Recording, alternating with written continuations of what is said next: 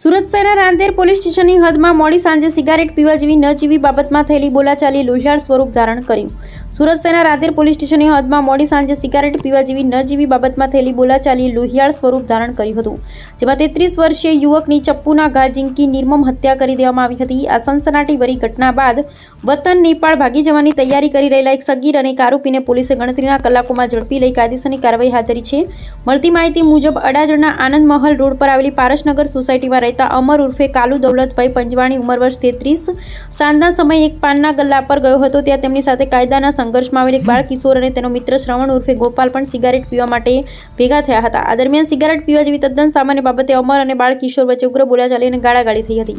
આ ઝઘડામાં બાળ કિશોરને મનમાં માઠું લાગી આવતા તે ગુસ્સામાં ત્યાંથી પોતાના ઘરે ચાલી ગયો. ઘરે પહોંચી કિશોરે રસોડામાં વપરાતું તીક્ષ્ણ ચપ્પુ લીધો અને ફરી બહાર નીકળી ગયા. ત્યારબાદ તેણે પોતાના મિત્ર શ્રવણ ઉર્ફે ગોપાલનો સંપર્ક કર્યો.